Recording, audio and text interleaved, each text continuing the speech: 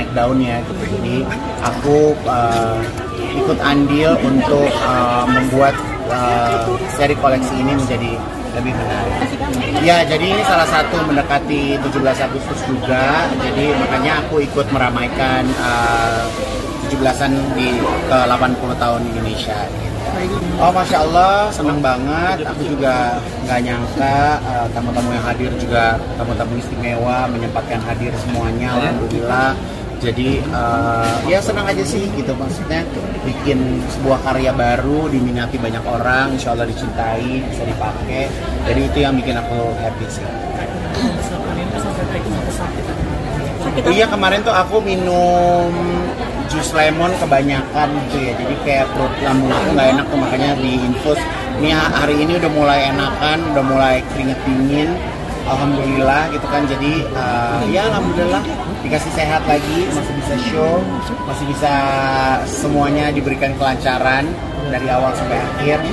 Jadi enggak, karena kemarin tuh aku lagi ada acara, terus udah gitu panitia acaranya tuh nyiapin aku jus lemon, dan jus lemonnya tuh enak banget, jadi itu aku minum terus tanpa aku makan sebelumnya, jadi akhirnya lambungnya kena. Ya lagi orang lagi sakit juga tetap dikontenin ya, jadi kan kita kemana-mana ngomong. Udah terjual? Ya buat saya kan memang kalau kita mau bersedekah, beramal, mau berbuat baik, ya buat aku mikirin gimana caranya supaya bisa beramal tuh lebih besar, sedekahnya lebih banyak gitu kan. Jadi aku punya tas Hermes, yang mana tas itu alhamdulillah ada nilainya gitu kan, dan ini lagi alhamdulillah nih udah mau laku nih, doain ya. Amin. Jadi kalau misalnya laku, insya Allah bisa langsung kita sumbangkan untuk masjid di Yokohama. Kemarin pulang dari Satu tas, insya Allah. Rencananya pengennya sih lakunya di harga 1 miliar, gitu supaya bisa langsung disumbangkan gitu. Dan aku juga insya Allah dalam waktu dekat, kalau nggak ada halangan di bulan September nanti mau ke Jordan, mau kirimkan bantuan buat Palestina langsung sendiri. nantinya akan direlangannya nggak sih kayak gini? Apanya? Tasnya ada beberapa lagi yang akan Enggak, baru ini aja. Susah ternyata jual tas juga. Jadi makanya nungguin. Waalaikumsalam, Mama Erna. Bisa. Iya. Garut ya? Garut. Mata Tante Titi ya? Iya. Jangan lupa ya. Iya. Iya, pengennya mau ke sana bareng Bang Onim, insya Allah. Kalau nggak ada halangan, insya Allah September akhir mau berangkat. Kenapa kan triggernya awalnya mau ke Paris? Pengen bawa sendiri aja, karena kan kemarin kan itu kan uang umat ya, uang umat, mereka yang ikut sumbang bikin pembelian kerudung. Nah jadi aku pengen nganterin langsung aja. Apa gimana? Aku lagi senang sama podcast ini, jadi alhamdulillah banyak yang pengen hadir, senang mau datang, dan tamunya bagus-bagus ya, karena memang kebetulan punya kedekatan sendiri dengan bintang tamu yang ada, jadi obrolannya juga bisa lebih deep, bisa lebih dalam, bisa lebih bahas yang mungkin sesuatu yang nggak pernah dibahas sebelumnya. Jadi beberapa tahun yang lalu lah, 10 tahun, 15 tahun yang lalu tuh aku pernah nyiram dia pakai air kotor gitu, terus kayaknya dia sedih gitu, makanya aku selalu kayak punya keingetan, aku harus minta maaf sama dia. Konteksnya bercanda tuh? Konteksnya bercanda, tapi kan waktu itu dia belum jadi siapa-siapa kan, jadi aku berasa ya sombong banget jadi orang gitu, jadi makanya aku pas kemarin momen yang pas, akhirnya aku minta maaf. Mungkin responnya Mae sendiri pas kayak gini minta maaf? Dia terhura lah. Ya aku sholat maghrib dulu ya. Kakak, makasih kak. Makasih kakak. Kak Igun.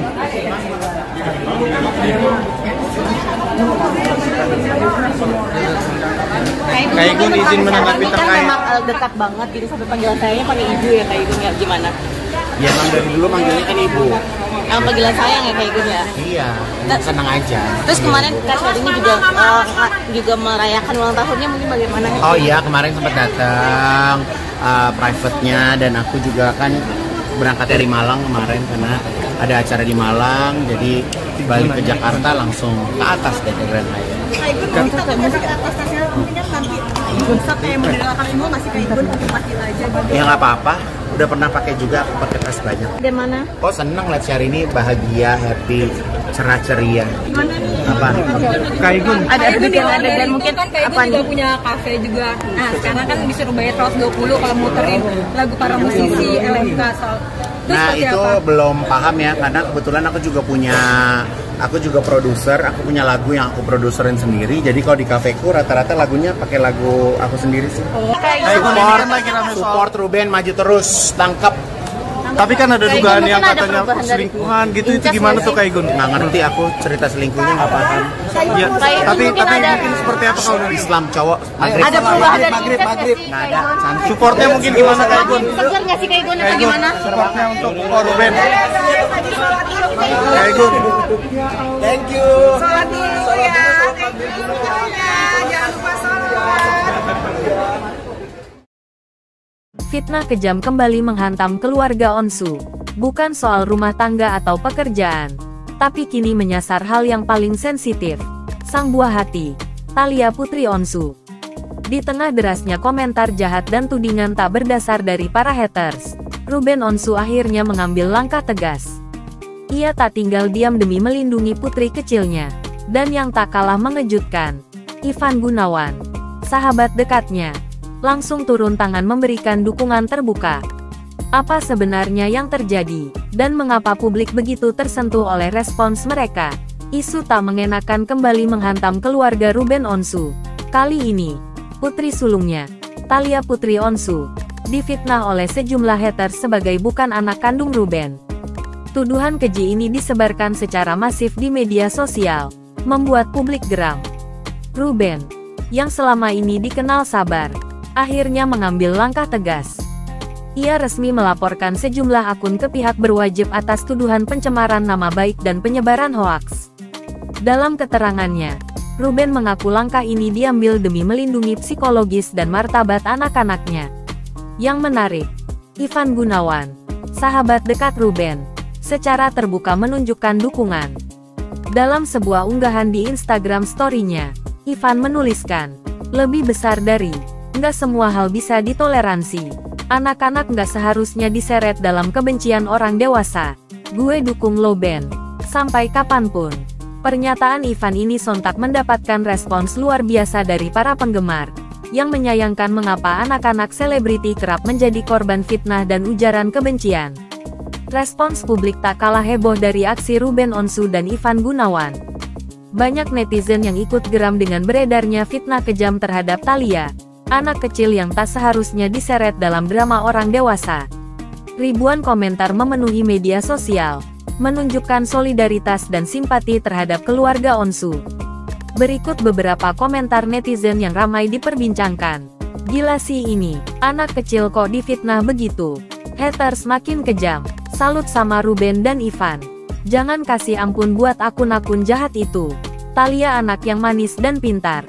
Dia nggak pantas jadi korban isu busuk kayak gitu. Bagus banget kalau dilaporin. Biar jerah dan nggak seenaknya di sosmed."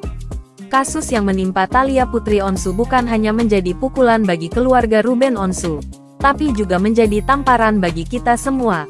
Betapa kejamnya dunia digital bisa menjadi tempat penyebaran kebencian yang tak mengenal batas, bahkan terhadap anak-anak.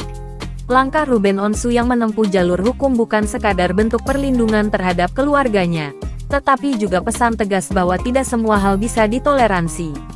Sementara itu, dukungan Ivan Gunawan memperlihatkan bahwa di tengah badai fitnah, solidaritas dan persahabatan masih punya kekuatan besar. Ini bukan hanya tentang membungkam haters, tapi tentang menjaga nilai, martabat, dan batas kemanusiaan di tengah kerasnya ruang publik digital. Ketika fitnah sudah menyentuh darah daging, hukum jadi jawaban. Dan Ruben Onsu sudah bersuara. Kini tinggal menunggu, apakah para penyebar kebencian itu siap bertanggung jawab? Atau justru makin banyak publik figur lain yang akan angkat suara? Sahabat semua, mari kita lebih bijak dalam bermedia sosial. Jangan biarkan ruang digital menjadi tempat berkembangnya kebencian dan fitnah, apalagi terhadap anak-anak yang tak berdosa. Kalau kamu setuju bahwa keluarga harus dilindungi dan kebenaran harus ditegakkan, jangan lupa klik like, share video ini, dan tulis dukunganmu untuk Ruben Onsu dan Thalia di kolom komentar. Karena satu suara kita bisa jadi kekuatan untuk melawan ketidakadilan.